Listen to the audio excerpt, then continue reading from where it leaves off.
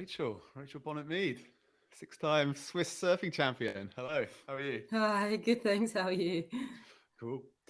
It's been a while now, actually, isn't it, since we first kind of met and filmed back at Alaya Bay. Um, Yeah, a few so months now. yeah, August last year. So maybe Back just when the water was warm. yeah, exactly. You did the Alaya Cup though, didn't you? The Winter Cup. Yeah, that was amazing, but a bit cold, like in 3-degree water, but amazing. Yeah, cool. So, Well, I guess thanks for making time today so that we yeah, can no actually worries. speak a little bit. Um, I obviously know who you are. Lots of other people know who you are. For anyone listening to this, why don't you just give a little introduction to yourself? Like, who is Rachel Bonnet-Mead? Where are you from? And when did you start surfing and so forth?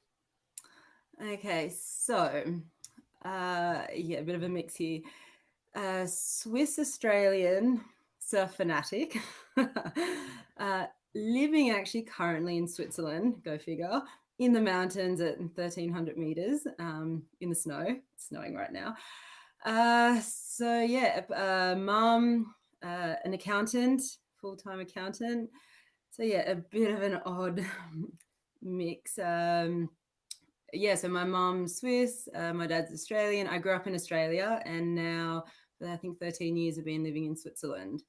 But yeah, an absolute surf. You can call surf nut Yeah. and Swiss champion, and yeah. Anyway, you'd already mentioned that. Where are you So from? Like, where did you grow up? Is it Lennox Head? Is that right? yeah, well, I actually grew up just like about 30 minutes inland from Lennox. So I started surfing. It was sort of like more on weekends. Like my dad would take us surfing. It was actually on boogie boards. So I've actually got an identical twin sister. If Right. anyone sees someone identical and they don't say hi, that's why. Anyway, so we actually started on boogie boards and we started standing up. And my dad's like, "Well, I'll just get you surfboards." Like, okay, cool. So that's how we actually got into it. But it wasn't. It was sort of like every weekend or second weekend. So it wasn't like every day after school, which would have been actually kind of cool had it been. But it just was what it was. And then I think I was about 19, and then I moved to Lennox. But I consider myself a Lennox local, and that's when I started really surfing. But I think from about 16 we got into like a girls surf club, a little bit of coaching. So that's when it started taking off, and that's when I really got into contests. So yeah, that's a little bit It's a how bit of I a got. hotbed, that area, though, isn't it? Yeah. You've got Stu Kennedy and you've got Daniel Thompson, Tom O'Shapes. Yeah, I actually served. So when I was living there, like Stuart Kennedy was a little grom, so we'd be going out at the point at 6 in the morning, and his mum would be dropping him off, and he was like, a tiny little kid, and like pulling into these like crazy big barrels, but he was, an amazing surfer, like at that young age. Yeah, so there's some amazing surfers in the area, and like girls and guys, Right, right. so you'd see them and you're just getting pushed the whole time, going, I want to surf like that. I want to be like that surfer. Um, and then we had also amazing coaches. So I was, just like training squads. I was part of a girls surfing club. So it was once a month. Um, so yeah, it was, there was so much surfing happening. Yeah. What age was the transfer from boogie boards to proper surfboards? Maybe at 7. Like we just got like these cheap secondhand boards. Um, yeah, maybe it was about 7. I can't remember, but yeah, 7, 8. And it was just like learning on little whitewash. It was perfect. And especially around there was like a lot of like beach breaks. So it was just little beaches that we started surfing on. It Yeah, was perfect. yeah, And then like the beaches around there are just beautiful. And then like there's great learn to surf beaches. It's not like reef, like Indonesian reef yeah, everywhere. So, and the waves, yeah, it can get bigger and heavy, but it's nice. It's a good yeah. learning spot for sure. What age was the first time you surfed kind of the main point break there at Lennox, the right hander? Gosh, I can't remember. Did you just paddle out one day, or did someone say, "I'll take you," and it's like a rite of You passage? know Like, what? how, I how did should that actually happen? remember that, and I can't. Oh my gosh, my memory. I'm trying to think. Maybe like 17 or 18. But there's different times, at least Lennox Point, to surf when it's a bit not safer. But basically, it's those rocks. Like if anyone's been there, those rocks are, they'll collect a bit of skin. Uh, and on a lower tide, it's a lot easier. On a high tide, even if it's like tiny, it's quite scary to get out on. Um, so I probably went on a lower tide when there was like maybe sometimes there's a lot of sand that comes in, so it makes it a little bit easier. So I think I probably went there like on a medium sized day, low tide. Yeah. Because it's Okay. not only the jump out, it's the jump like coming back in as well. Yeah. Yeah, I've lost quite a bit of skin to those rocks. Just came back from Lanzarote with Mark, and the same thing. Like, I'd never visited the place before, but getting in and out was always quite interesting. I mean, it always takes quite a while across like a rocky spot, right, to get in and out. Yeah. But I have to say, surfing at Lennox Point, that gives me a lot more confidence when I go to a lot of other spots where it's, a bit rocky or you have to get in or out. I'm like, okay, that's all right. I can do that. Yeah. Okay. If you can Because handle the that, you thing can handle is, somewhere else. yeah, because at Lennox Point, basically the rocks, you've either got the two sorts, like the slimy ones or the ones that have the little barnacles. So it's either you go the slimy ones and you fall in and you hurt your ankle, or you get the barnacles that have more grip but rip your feet up.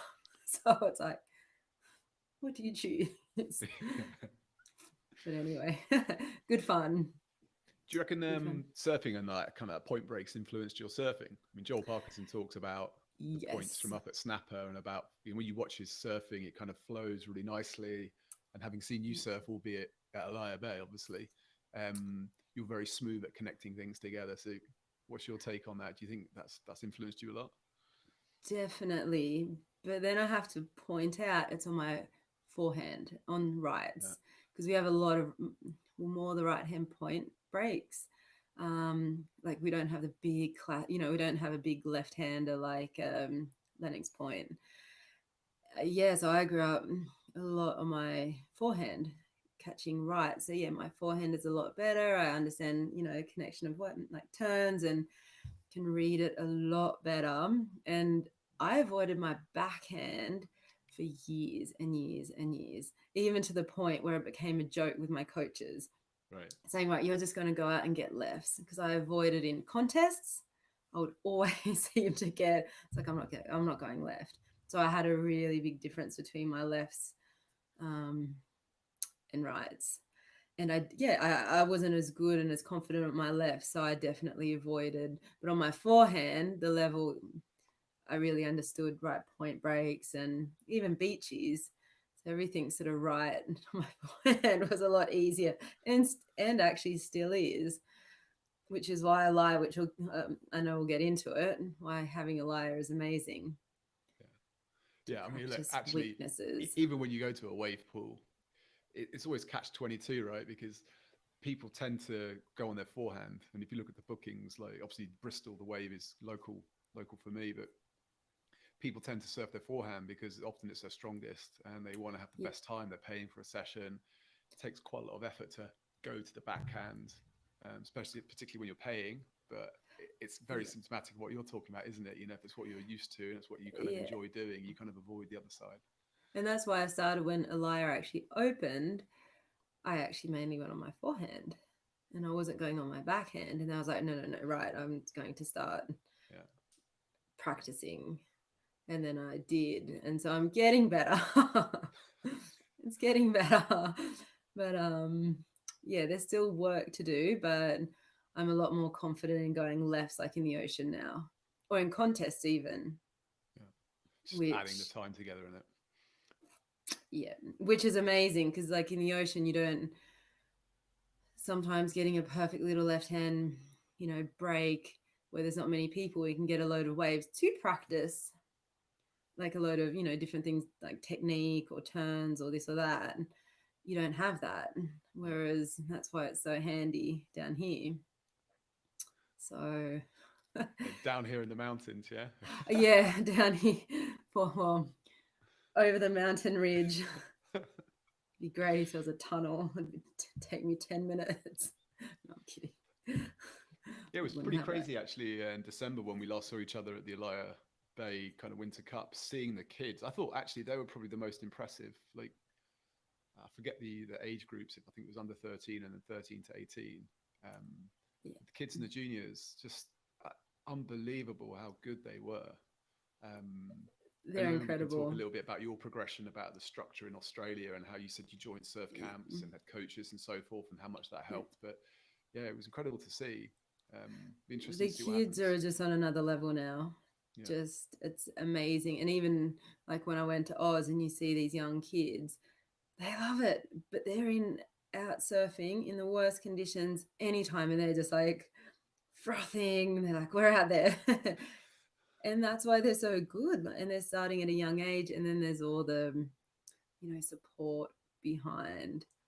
But yeah, the kids, yeah, even I was just watching them, or even just being with the girls, like the younger girls. I was like, oh, she was, I think there was a 12 or 13-year-old girl, and she was amazing.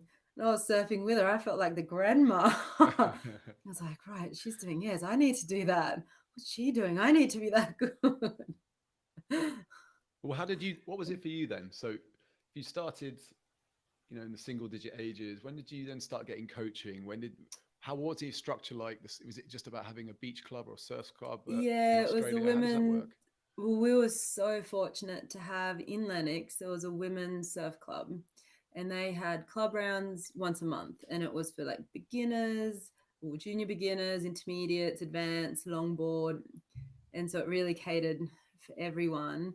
And they were just the nicest, and they still are, they still there. Nicest bunch of girls. So I started there, and that's when I met another lady whose partner was also coaching. And then it was just more like a, once a week squad, like you would like swimming training. It was not like, it was just like squad. And we started doing that. And then also just doing the club rounds, because I just saw it in the newspaper. I was like, oh, I really want to do it. And my mum actually took us down. I think it was 16. And that was when progression really started. Yeah. And then you just learn, because like we were doing, it was, yeah, once a month, the club rounds. And so it's competition. So even if you're in the beginner division, it's still competition, but obviously the scaling is different. But you're learning how to compete, your best two waves, and then you'd have to come in and judge. So then you learn by judging other people. And it was done in such a friendly, safe environment. So I learned that competition wasn't, it's, yeah, obviously you want to win, but you really, it wasn't this, sometimes the competition, the perspective, I think, especially in, like, I've noticed in Switzerland, it's like, oh, it's competition. It's, oh no, we're Yeah. going to lose. We're not going to do it. I'm like, well, it can be in a really nice environment. It doesn't always have to be, how do you say it? Not nasty, but just like fun. Yeah. And it was fun. So that's how I learned. And I learned so much. And so then I just went from intermediate division then to the advanced. And you're surfing against these amazing girls. Like we had Lorena McGrath. This is back in the day. And she was in our club round. And then she actually went on to surf on the what do you call it? The world tour. Yeah. So, we had really high level girls. And then we had a lot of the women that were actually running it had so much experience. So then you just learn from that. So that was, again, we were very fortunate to have that in our local area. Yeah. It's interesting you touched on a couple of points there, because competition can be really like negative in some ways. It stops you learning sometimes, because you're just only going to focus on the things you can do to get a score or to beat the Yeah. other contestant. Yeah. And it can make you worried, and it can G you up, and you worry about the outcome. Yeah. But competition can also be good, because it's always the training.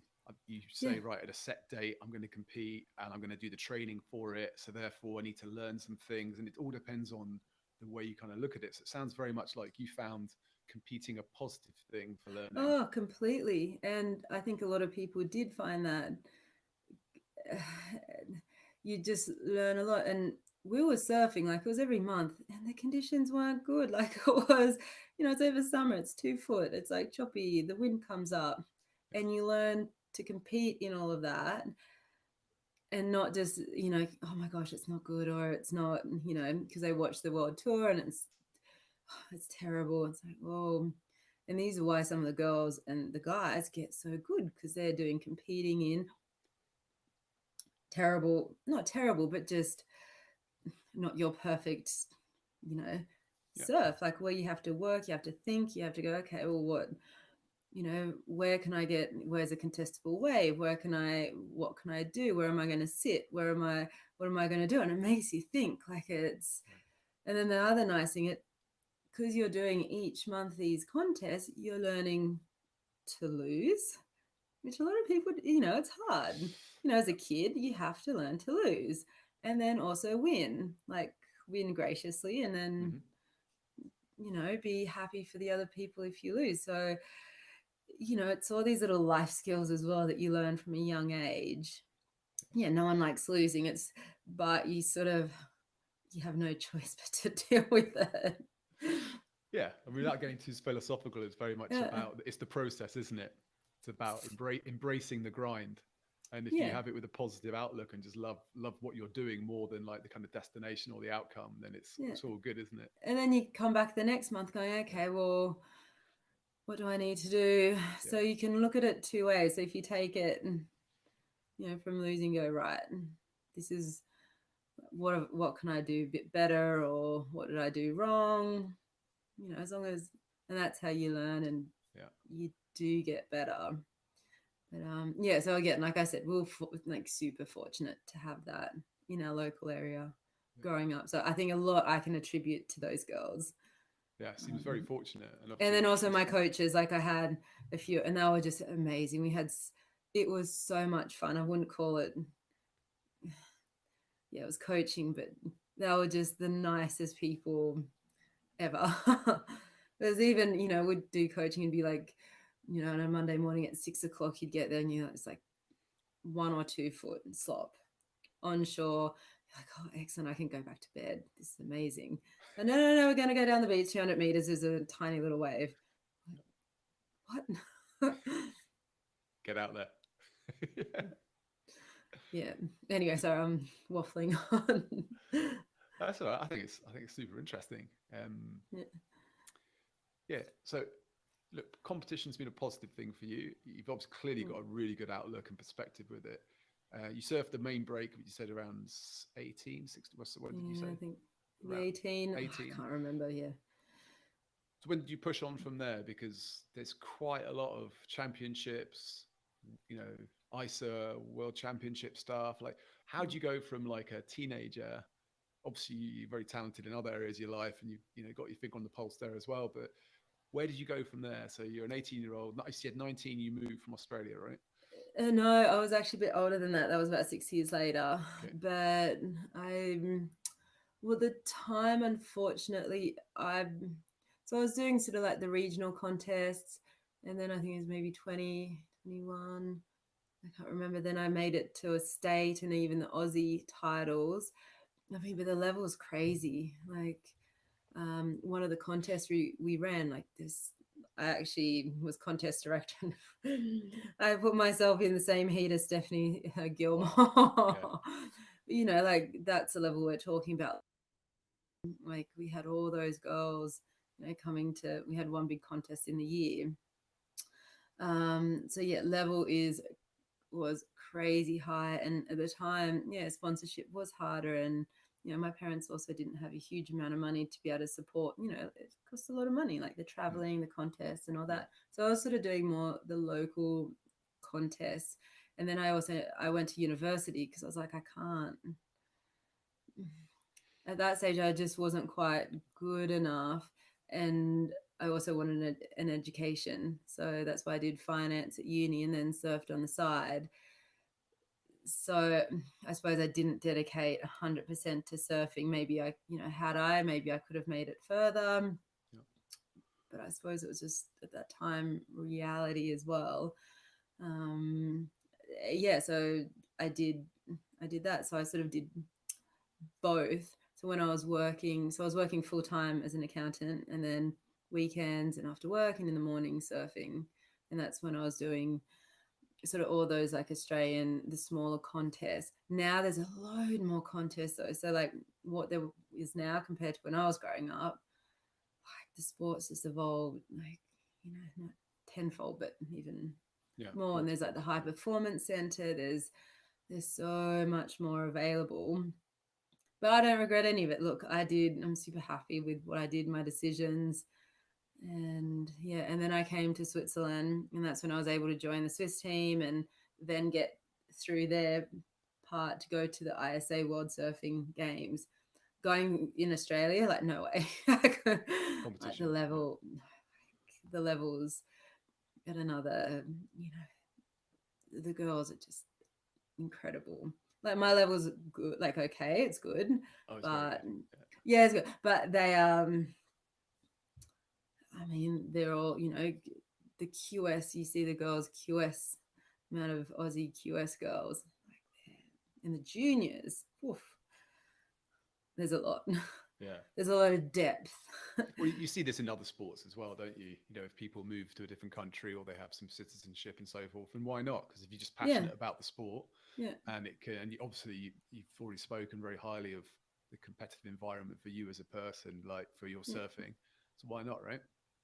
Yeah, and so then when I was here, I sort of was like, oh, there's Swiss surfing, and I sort of looked into it, and then we went to a championship, and that's how I got started with those guys. And it's another, it's all the Swiss surfers. It's amazing bunch of people Yeah.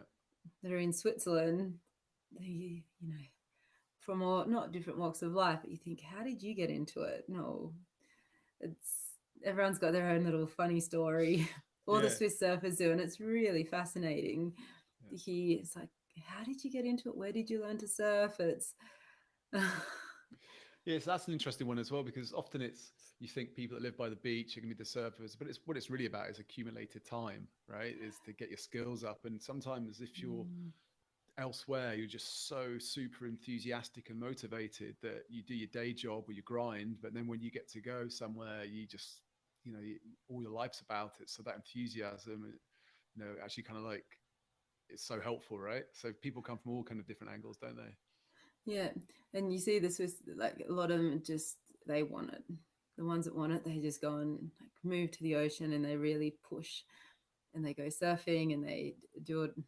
Like I suppose maybe I did take it a bit more for granted. I was like, oh yeah, no, I won't go surfing today. It's not that good. Because you see here, and now I see myself when I go to the beach, it's not that good. I'm like, I'm going out. I don't care. I'm Yeah. even, I want to surf even more now that I'm here. I think it's because I don't have it Yeah. on my doorstep. That makes me, like I think appreciate it even more. Not that I never did, that I didn't appreciate it, but No, I understand. Yeah. So when was your first World Championships then? Yeah, what I see in the background there, I think you're in your surf room, aren't you? So I see a few oh my like gosh, ISA it certificates was up the there. ISA. I think it was Peru. So I had Peru, and then I did the two Panamas. And then what did I do? I did a France and then Japan. So that was with the Swiss team. That was amazing. Yeah. Like you see, and especially it was 2 years ago, 3 years ago, the Japan one, when there was Kelly Slater, there was all the big names. That was incredible. Yeah. I It think must be like quite nice to share the water with some of these people, right? Or just be around them. yeah, and just watching them surf, it's when you see it on video or even on screen, it doesn't do it any Yeah. justice. It's when you're in the water, you see the speed, the power, and just their choice of waves, maneuvers. It's impressive. Yeah, it's And like a it's show, amazing isn't to it? watch. Yeah, I had Kelly Slater paddling past. I was like, oh, Try not to fanboy out, fangirl out too much. I know, I'm still a little kid when it comes to that. I couldn't even go and ask for a photo. I was like, no, I can't do that. Have you seen the pipeline stuff which is going off the last 3 or 4 days, like the men and women, right? Like conditions and it's so good, and people on the beach, I like you're talking know. about, this must be just like a live show. I know. I've actually been there and watched it once. I didn't surf the pipe because I'm just a bit scared of bigger waves. But we watched it and it was breaking, I think, second reef, and the break so close. It's so scary. So to actually have already watched it and watching it on the big, Right. well, watching the comp it was amazing. Watching Kelly Slater in the dying seconds. Oh, it's Oh, buzzer beater. It was good, wasn't it? I love watching that, and that's also another good way to get better surfing, and by watching and listening. Okay, I might be a little bit obsessive. I watch it all, like all the heats, all the girls, the guys. Actually, more so the girls than the guys. But uh, yeah, you can call me a bit of a fan. Yeah. I think a lot of surfers are like you. You're not on your own, right? Like, Yeah. listen, who doesn't want to listen to top level people in the kind of like the pastime that they love talk about what they do? I mean, Mm. it's a And you bit like learn also about all the strategy. That's, with priority, like, because I've surfed only a few times with priority, and I realize how much you do actually learn by watching these events. You think, okay, well, I've got to think about that. And, just like, the interferences, or like what people are getting interfered on, and just thinking, okay, well, how do because I mean, we grew up, we didn't have that. It was just, paddle battles and hassling. But there it's a bit more gentleman. the rules have changed Uh, though, haven't they? I mean, they used to have like paddling around buoys and stuff like that, didn't they? yeah, And and we used to have top best three waves. So we'd have like 15-minute heats. That was, for example, in our 15-minute heats in our club round. It was best three waves. So, and then it was two waves that came in, and I was like, oh, that's a bit different. It's kind of cool, the evolution. yeah, But yeah, surfing with priority, like I surfed it last year. Yeah, it's different. It's a bit nerve wracking. But then when you do have priority, you think, oh, okay, what do I need to be doing? What do they do what does yeah. Chris Moore do? Well, they're all different as well, right? Like some people it's being on the best wave, other people are just trying to get under priority. There's so many levels to the strategy, isn't there? And Yeah, um, and it's sometimes funny. You get out there and it all goes whoosh. I think we could all relate to that as well, right? Like, you watch something, okay, I'm going to paddle like this today, or I'm going to try putting my hands here or something like that, or I saw that and that looked really cool. And you go out there straight out of the brain, right? Well, at least for me, I've got to keep it simple. So I need to just go out and work on one thing. Yeah, smart. Because otherwise, if I think of two things or three things, out. So I just think, okay, just one thing. Keep it simple. Yeah, smart. Well, at least for me, some people are great at, thinking a few things, but Yeah. I can't. I don't I know. do. I'm sure there's some research somewhere which will say there's a maximum number of things that you can remember at any one time. I don't know if it's Well, 7 or especially 8, in the and under surf, pressure 3 or something. like the conditions, the sets, the swell, Mm. like the tides, it's all changing, moving. So not only are you dealing with that, and then you're thinking, okay, well, what else? And then you're thinking, okay, I've got to catch a wave, and then what do you need to do on the wave? Yeah. So it's good though. It gets the brain ticking, and that's what I love about it, because it keeps you on it. You have to keeps you thinking. The brain's just churning the whole time. Well, that's what I love, at least. Yeah. Well, I mean, surfing and just basically living, and you've always got a difference, haven't you, between like overthinking things then reacting to feelings and emotions. And surfing's great for that. I mean, you can't go out on a wave and say, I'm going to surf it this way, right? Because maybe the wave not ready for that, not ready to be presented. I mean, you know better than anyone.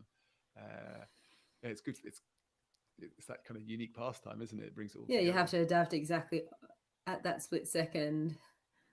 Um, at that point in time, you have to be present on that wave, So, then and there.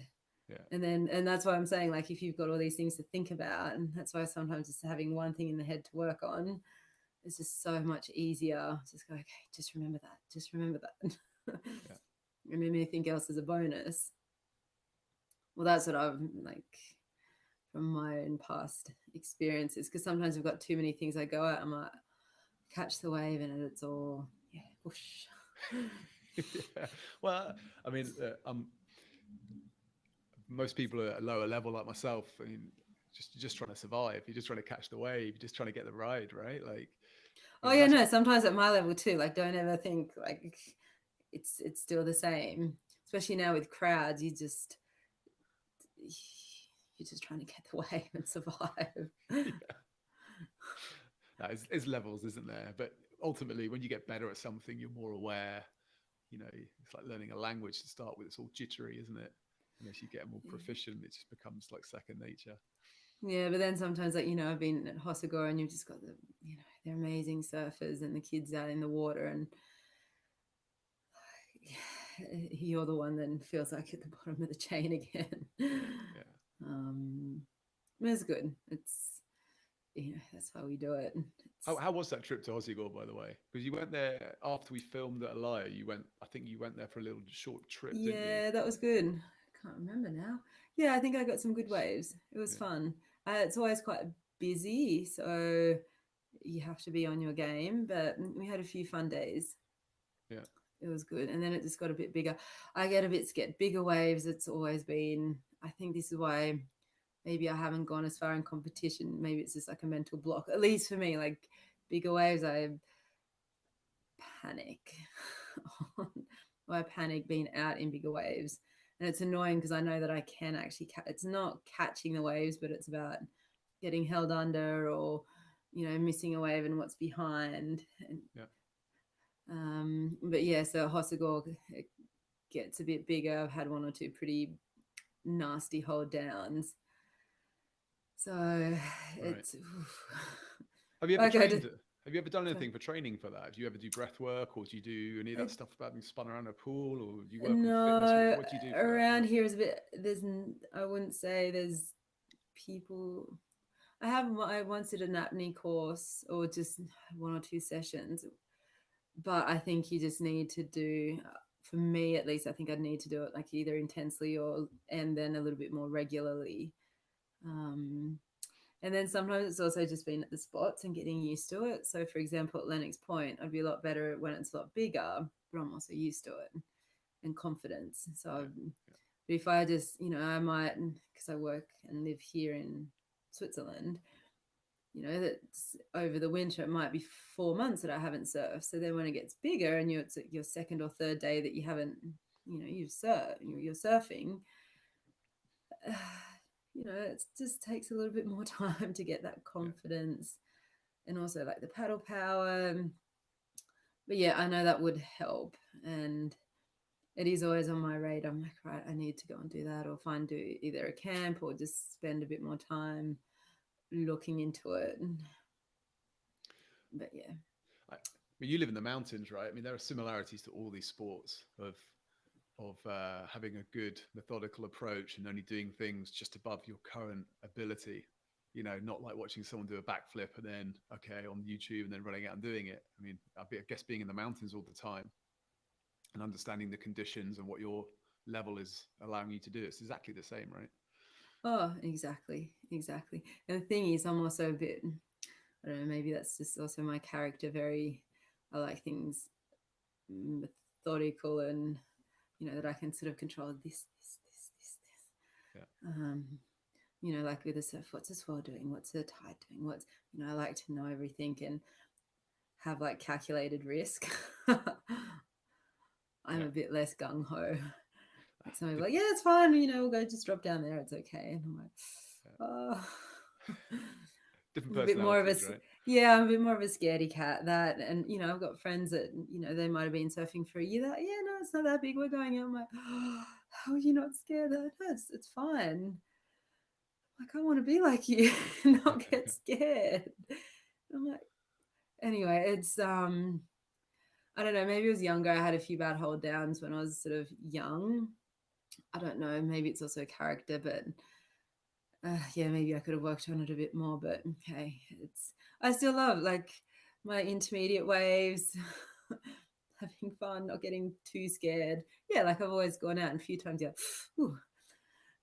But when it's sometimes I've been out and I've been just, I'm going to die. Yeah.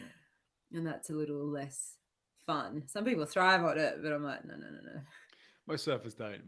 Most surfers have had an experience which checks their kind of ego, right? Or gives them a reality check that Mother Nature's pretty strong. Yeah, and then I'm not sure. But yeah, I'm always impressed when I see like girls or guys that have been surfing a few years and they're just like charging or going out in bigger waves. I'm like, wow, hats off. That's pretty cool. You're lucky. Yeah. So some basic questions for you then, like most Yeah. memorable wave or surf trip, because if you go on your Instagram page, you've been to some pretty cool spots and stuff. So where's your where's okay, not even like the best, just some good spots that you've hit or good surf trips you've made and why? Mm. Um. Oh gosh, You're on the they're spot all now. so nice and different in their own ways. Yeah. It's hold on, let me think. I love Morocco. I'm just trying to think. Waves, Morocco, Maldives, or then Indonesia. Um, in Lakey Peak, I think I had some epic waves. Lakey Peak, that was, yeah. They're all so nice and different in their own ways. How did you find the Maldives? I mean, people say That was it's not too beautiful. big, it's quite mellow. Yeah, it was a lot But more there's so mellow. many Like, spots, right? Like, did you go on a boat or did you stay in a hotel? What was the deal? so I've been there twice. Yeah, twice. Once we had 1 week on land and then 1 week on a boat, and then the second time was only on a boat. So there's pluses and minuses for everything. Yeah. I actually love the boat. I think personally I'd like to go on the boat uh, more. And then yeah, we found some really nice waves, but it wasn't as it. It's a bit softer than I'd say Indonesia. But then we had 1 or 2 days where it got bigger, and it was still quite scary. Um, but yeah, it was like tropical warm waters.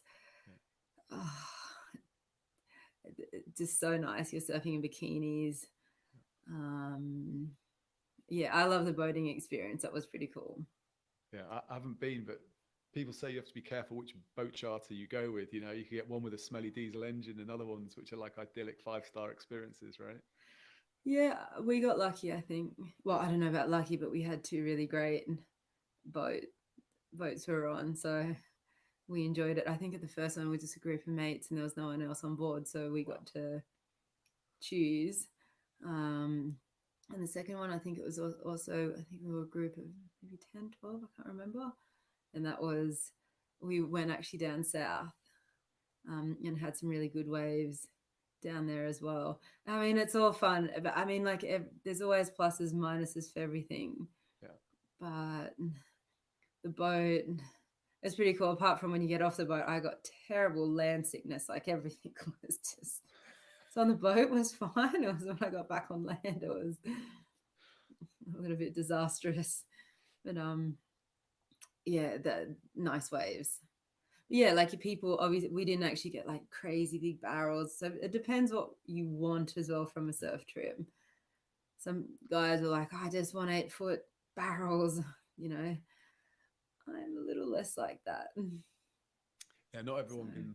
I mean, thinking about like the normal kind of level surfer, especially around the, where you're not blessed with lots of heavy waves. Like the UK is more kind of like crumbling waves, and I mean, obviously there are some good spots and so forth, but in general, like it's not going to be like Indo conditions or Hawaii and so forth. I mean, it's just what sometimes you have to go to somewhere you're going to have fun, right? yeah. But then I still love, like, I've been to the UK a few times and it's still so nice. It's like beautiful Yeah, coastlines. It's fantastic. different. It's cold. It's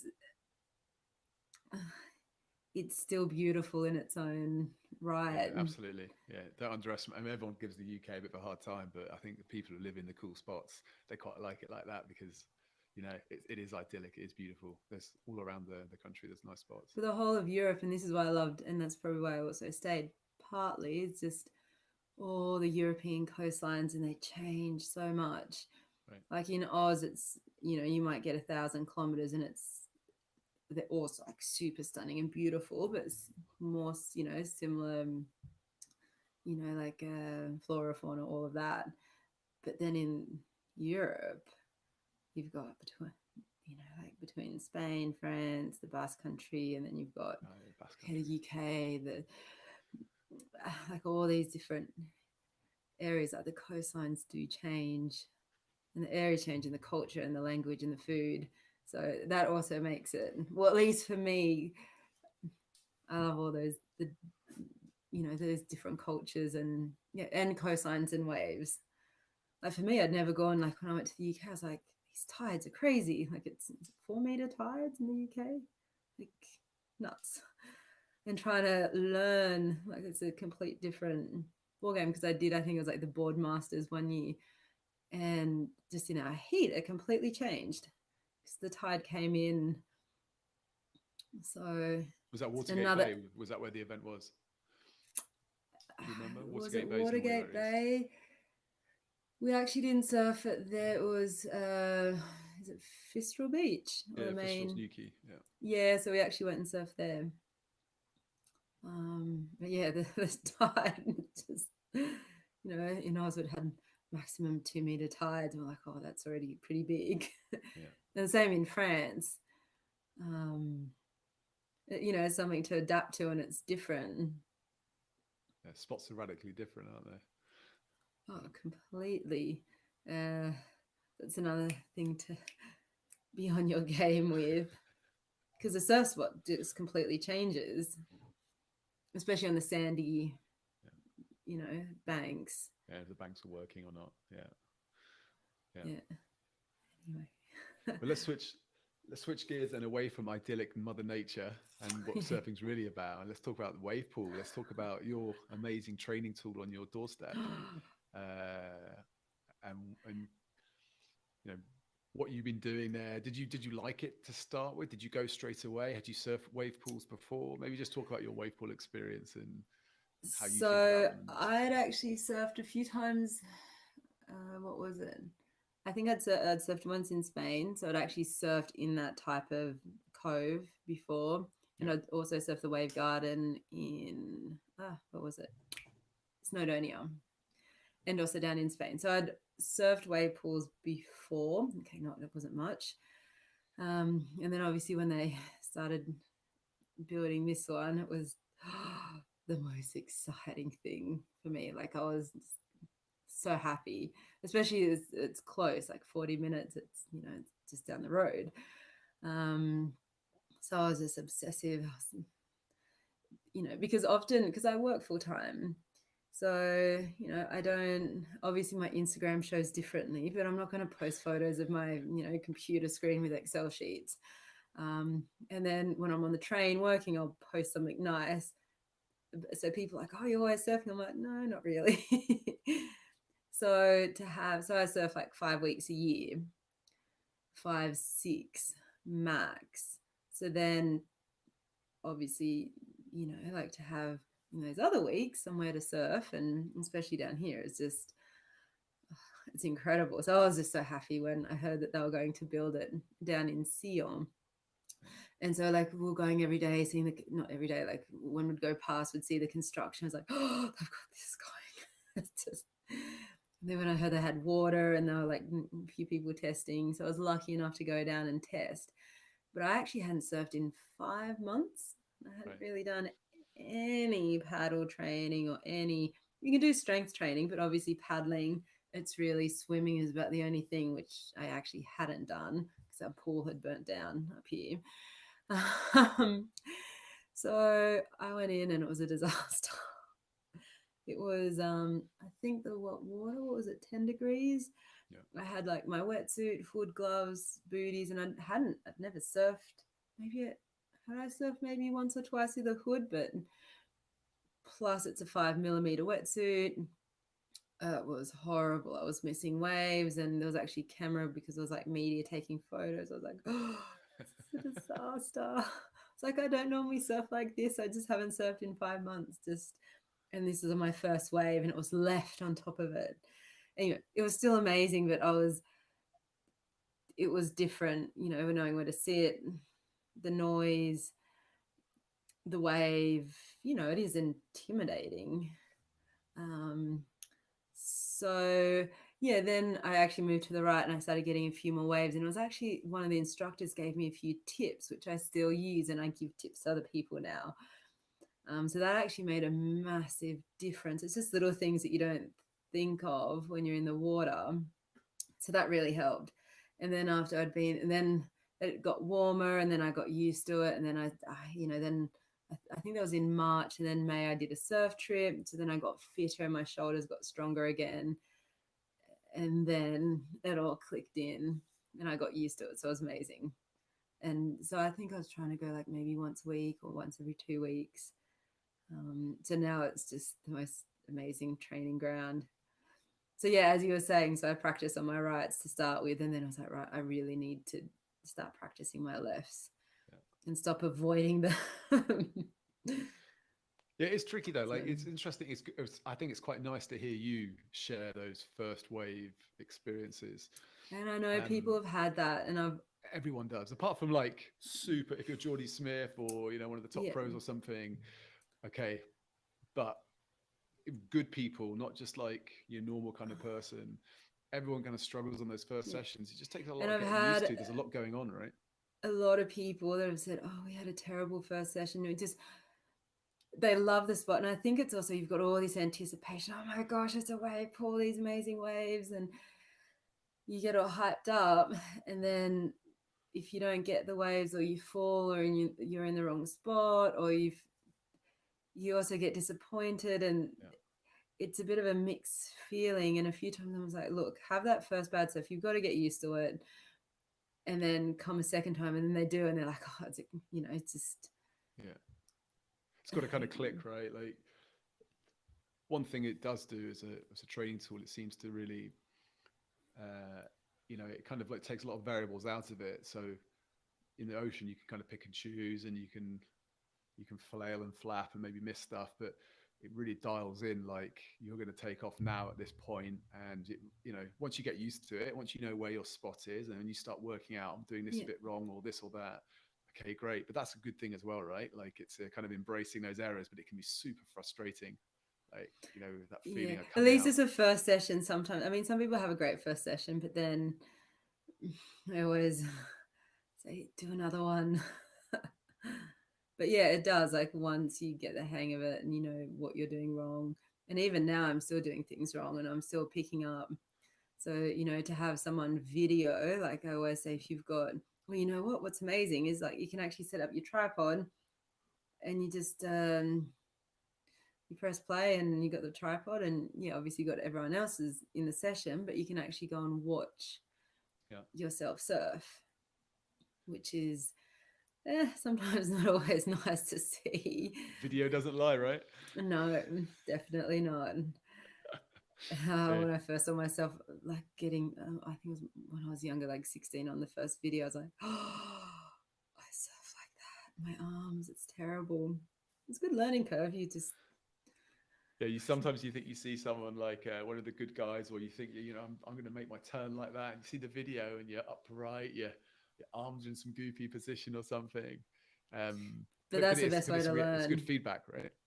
Yeah, and even at Alaya, they've actually got, they've got the Surfline Yeah, webcam, and I look at that, and if I've got no one to video, I'll still go on that. Yeah, it's not like super close up, but still go and watch the session and go, oh, okay, that's what I was doing. Oh, that turn actually looked a lot better than it felt, or the opposite. yeah, yeah. um, it's really good. Yeah, so if anyone's actually there, look at the webcam if you don't have that camera, or someone or a partner taking videos. Um, Yeah, helpful. Definitely, yeah, huge help, huge help. So again, I'll put you on the spot a little bit. you've been at the wave pool quite a fair amount now. What would you say is the one area which people kind of struggle with the most? And what do you see people Takeoffs. takeoffs? Yeah, I agree with you on that. Takeoffs. It's funny when you're in the water, you don't realize, you think people are catching and getting more waves, and sometimes you think it's always, you think, oh, I'm the one that's stuffing up.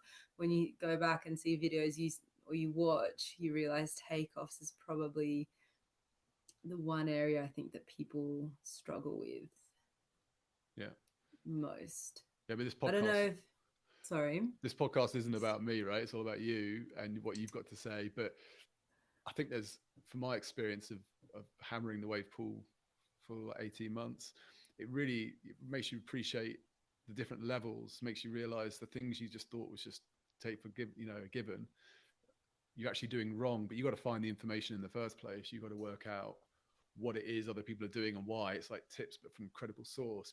But there are layers to it, and it's a very technical thing. And then even once you can kind of get to your feet, because most people are just trying to survive and get to ride the nice fun bit.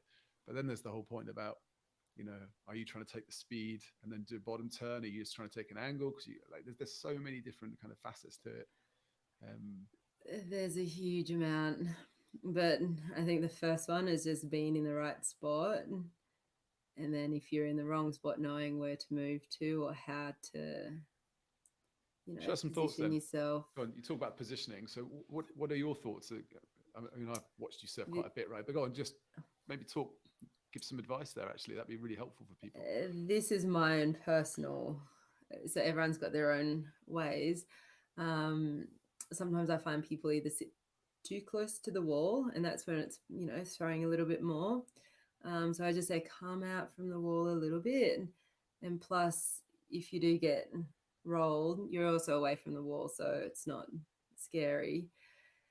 And then, yeah, so just sit a little bit away from it and then just paddle hard.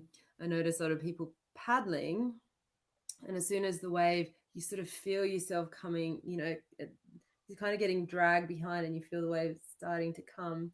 People often stop paddling. They think that the wave's going to push them, and they end up at the top and either missing or just being at the top of the wave and just going over the falls.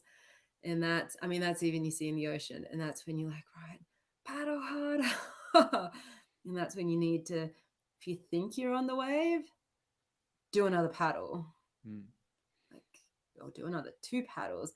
And, and angle your board, opposed to going like straight to the beach, angle it sideways. So especially at Laia, and this was the tip that they actually gave to me. So this is my mistake that I was making at the very start.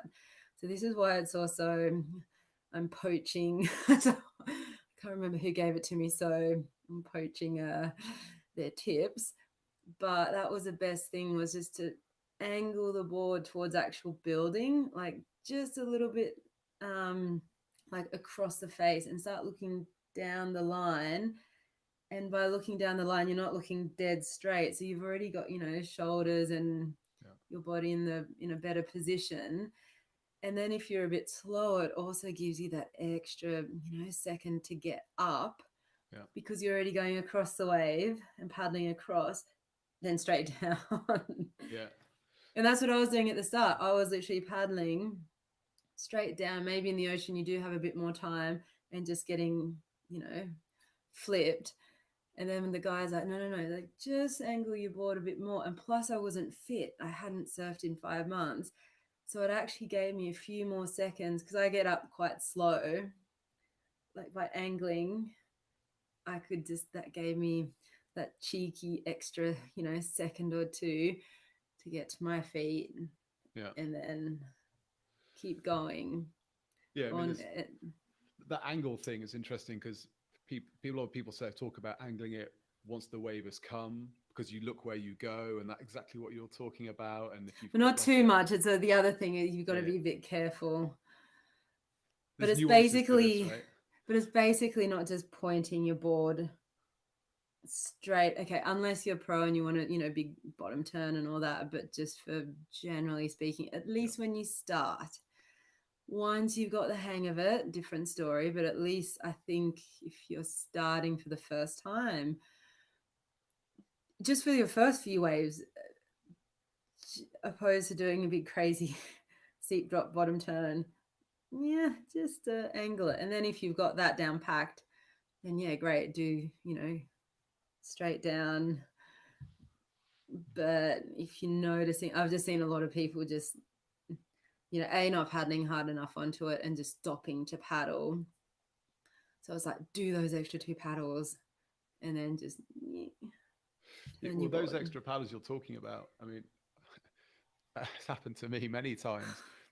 That it's very hard. It's again learning the languages of knowing. Okay, I'm paddling. I've got the speed. I'm in the right position.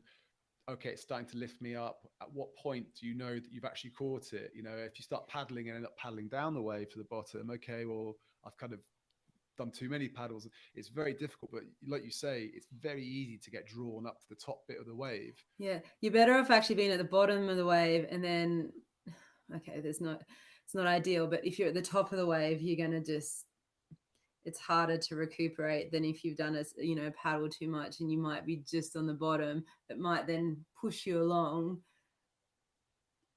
But if you're at the top, it's harder. Well, it's just hard, right? Like, especially when you're a lower level, it's not like you even choose to be at the top. It's the fact you go there because you haven't paddled. Like, it's just a lot going on, and knowing to pitch the board, or it's very difficult. So I'm empathizing, saying like, super tricky. It is. I felt like I said in the first, session, when I just wasn't fit and I didn't really know, like the amount of times I fell. And that's why that guy, the coach had given me, just that tip. And instantly, the next wave I got and I didn't fall. Yeah. So sometimes it's like that, right? Like just one little thing. Obviously, there's a big topic to cover and lots of things going on, right? It's not like there's just one answer, but sometimes it's just some one thing you talk about in that surf session, you try and it works and it changes the game, doesn't it? Yeah, exactly. Like everyone's got there's always little things that might help someone, but at least, well, I find if you don't get onto the wave, you don't even get a chance to practice a bottom turn, to practice a turn. So the first thing is you just need to get onto the wave. And I think, even at the start, I was overthinking, I'm going to do this, I'm going to do that, I'm going to get a barrel, I'm going to, it's like, whoa. Yeah. Let's just get onto the wave first. Yeah, exactly. And it's true, you see it and you're like, oh, exciting, and you're all pumped up. Just get onto the wave. Yeah, by hook or crook, you've got to get in there, right? And then once you get used to it, then you start toying with different things or different, I don't know, like different turns, or like just different, I don't know what you want to call it, different maneuvers on the wave. But like I said, first things first, get onto that wave. Yeah, exactly. And it priorities, isn't it? I mean, you can talk about different lines, you can talk about using the energy of a steeper face wave and then bottom. Look, it's levels of ability, isn't it? And to start with, most of us, especially if you're on a mid length or something, a flat rocketed board or a longer like design outline, you're not going to be able to make those steeper drops. The board's naturally not going to fit in the wave so well. So, taking an angle, or you might get in a little bit smoother, but that angle can help. And then after that, you can start to do other bits and pieces. Yeah, exactly. So it's always, well, at least that's my tips. The first thing I would work on is getting that right, and then you go down into the bottom turn turns. Makes sense. That's after. You just can't get too ahead of yourself. And I'm the first one to say I've got ahead of myself, saying, I gotta do this, that. Well, actually, this is a good segue because Ollie Conga, a fellow Bristol surfer, or someone who's been hitting the wave pool, he's messaged in asking about your pop-up technique, and I appreciate so he's watched your videos. He's lots of people should. I didn't like it. I've been looking into this a lot myself, right? Do I jump up? I've got a dirty knee that comes in there. Do front foot first, back foot? Like so many questions, right? And obviously, there's not one answer to this topic, but you've got quite a unique way of doing it. And it's quite a smooth way. It's not like, it doesn't look rushed. So maybe just like you're laughing, but maybe just explain what you do and why you do it. And look, So like benefits and negatives. I don't have what, a surf instructor would call the classic take off, like the pop up. So you've seen, some coaches, you just, pop up, quite quickly. I'm a two-step, I don't know how you'd call it, or crab crawl. I get up a bit slower. And the only reason I realize this is once I put the GoPro on the front of my board and I had it filming me, and I was like, oh, I take off like that. And so what I do, I think I have my hands on the rail, and I think I start bringing my front foot forward and my hand shuffles over and I'm still holding my hand, and it's the last thing that actually comes up. So that kind of gives me the balance, but I definitely don't pop up in one go. Maybe I should be practicing a lot more burpees, but it's just my style since I've grown up. I can't change that. So it's what I've always said to people. If you're, you have your board facing, like down the line, and you do take that little bit more time getting up, it's okay. It's fine. Like you just, how do I say it? By having it correctly pointed down the line will give you that maybe that second or two extra to get up, but you don't need to rush it. And I see, well, experience seeing, people often like pop up and then they're just unbalanced and they fall. So yeah, like I say, I crab crawl up my board. It works. And then after, but I'm still, I keep my knees compressed and, my body over the board, and I'm still, really low to my board, and that also helps. So I'm not like getting up straight legged. Yeah. It's like if you get up straight legged, like forget about it. Yeah. So, and that's why I say to people, if even if you do keep your hands on your rails, 3-4 seconds down the wave, it's okay. Take your time. Yeah. But as long as you're nice and compressed. Yeah. But that's just me again, because I'm you're not on your own. Like, really slow. Marlon Lipke's got a nice little drill in his videos, touching the board at the top of the wave. So being compressed, he talks about it in a way of like absorbing the energy of the wave, being compressed at the top, and then using it by kind of extending, so the compression extension stuff. Fipsy, he says similar stuff. He uses like the Z position, so like straight torso, bent to the knees instead of straight legged and bent to the hips, right? Like, and he's low to the board as well. So they're saying different people have got different brush strokes, but you're saying some similar things. Yeah, that's just how I've seen, well, how I get up. And again, because I realize that, like people maybe my age, we might not be 13 that can pop up super quick. Yeah. I've always at least stressed, again, like take your time. It's okay if you get up in 2 steps like I do. So I still can get up. I can still, make these takeoffs. It's still fine. You're very smooth though. Like you like, I'd say the things that made a difference for me recently is knowing that getting the board moving with a bit of momentum, do you have to do 10 hard paddles? Well, no, it's only 3 to 4. So you'd said about hard paddles, and when the wave picks you up, another paddle. Fipsy will say hard. 3 paddles, 4 to be sure is his kind of phrase, right? Okay. But it's the same thing of, okay, I'm at a live bay. I need to paddle when I feel it. I need to give another stroke at least. All those things, like for lower level people like myself, like that takes time up, but you've got it very smooth in your kind of process, right? But I was going to say with you, if you realize the first time you take off, you think, oh, you end up at the top. Next time you think, okay, right here, I stopped and I tried to get up. Okay, now this is where I need to give that extra. Yeah, I think. Yeah, well, that's where the wave pool's good, isn't it? Because you know that, okay, it's going to reproduce in pretty much the same way.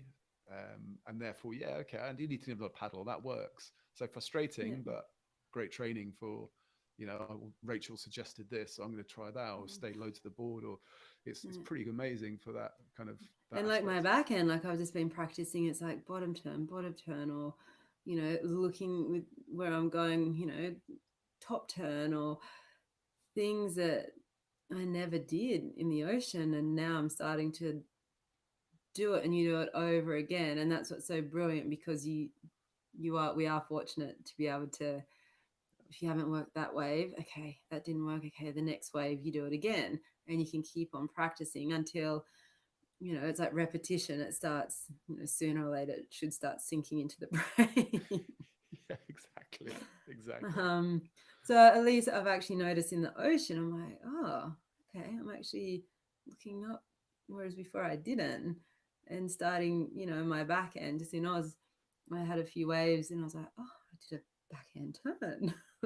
I did that, and I had my shoulders and my body in the right position. Like forehand, it's just second nature, but backhand, like I said, I'm still working on it. And you think, oh, okay, that did make a difference. And it's just that repetition. And I love still learning new things. Like I'm getting older, but I'm still, I still want to learn. I still want to learn how to do an air. I'm not sure that will happen, but I still want to, there's things that, you still want to learn and get better. Growth mindset, right? I mean, like you say, it's getting it always seems to, people have the similar thing to say. It's the idea, it's the, where do you get the information from? Okay, 6-time Swiss national champion. Obviously, we've just heard a brief snapshot of your surfing history, but hearing you say, try this stuff makes me inclined to go and try it, right? And same with I hope it Fipsy and does Marla work. and Patrick. And yeah, because I know that, especially in that intermediate range, and especially, for example, a wave pool, what you get taught in the ocean, it's different to a wave pool. And so some people have this idea, okay, well, it's okay in the ocean, take it to the wave pool, and it is different. So at least if there's a few tips that we can be giving when you're in the wave pool, it makes, like I said, I got helped, that first time when I was getting just drilled. If you can pick up like a few tips, and those guys that you've just mentioned, they're amazing. They've got even tips that I'm like, oh, wow, like I want to learn that. Yeah. So, but especially like I said, in that intermediate range of surfers, well, I hope there's lots of tips that people can be, walking away with and trying, because sometimes that is missing, or it's hard to find that type of information. Yeah, well, we should probably say as well, got two videos from you on the platform. One is on takeoffs, on your, what you've described very briefly, like the crab crawl, the two-step approach. And obviously every wave's different. So this is, we're saying for the wave pool, but it's obviously applicable for the sea as well. It's just that for it's, sure. we're dealing with the advanced waves and the expert waves. Exactly. But the techniques are still transferable. And then we've also got you talking about your turns. We haven't even talked about chopping wood or your cut back and stuff like that. But you had one of the best sessions out there. You were surfing with Patrick at the same session, and you were smashing it. I remember you getting barreled through the session and some of your turns. I mean, it was fantastic, right? That was a really good session. That was fun. So the water was nice. It was sunny. That was great. I think now having to do that session with a 6mm wetsuit might not be quite as dynamic, but look, there's a few tips in there, especially, for turns. They're ones that have helped me over time. So again, each to their own, but this is what I've also been, taught in the past, and it helps. Yeah. Well, we were just talking in the green room before we started the podcast, and it was saying that I bumped into a surfer down at the Wave in Bristol, and he really liked your voice. He liked what you were saying, and what you said really resonated with him. And you were kind of, oh, that's really nice. And that's the idea of the project, right? Is taking information from interesting people who you can't normally connect to, as high a level as we can reach. And, exactly. Super helpful, super positive about the sport, all different kind of like walks of life, but just interesting people that can help you, whether it's mid-lengths, whether it's, a female competitive surfer at top level, whatever it is, and so that you can enjoy your sessions as much as possible. And Well, the that's like idea. the goal, like, and to always help people, and because people want to progress, you want to surf a bit better, you want to have a bit more fun. You might not want to always be falling, so that's what these videos, yeah, designed for, is to help. And if someone can pick up one bit of, one piece of information that's helpful, I mean, that goes a long way. It's like that one piece of information I got from the coach. It went a long way. It meant that I was catching waves opposed to getting smashed next to the wall. Yeah. It's always nice to be able to help people, and whether it's from me or someone else. Yeah, we've all got our different ways we might do takeoffs or this or that, but yeah, it's pretty nice that someone can getting info Yeah, it's nice, right? from help. Listen, Yeah. it's well over an hour now. Yeah. I know you're super busy, so but thank you for making the time. Yeah, it's lovely chatting. Yeah, always. What we're going to do is, for people that have listened to this podcast and are now listening to this, we're going to do a promo code, and it's podcast RBM. So for Rachel Bonhote-Mead. So podcast RBM. I'll set this up this evening. And so anyone who's listening to this now, just hold on for a few hours. But if you're listening to it on Spotify, Apple Podcasts, or Audible, then when you use this promo code, just come to the monthly subscription, which is normally £10 a month, and just put this in, and you'll be able to access all the content for free for a month. So just as part of this kind of podcast with Rachel, and come and have a look at her videos, come and have a look at other people have got to say as well. That's it. Yeah. So thanks again for your time. All right. Yeah, thank you. Lovely chatting. Yeah. All right. Thanks again, Rachel. See ya.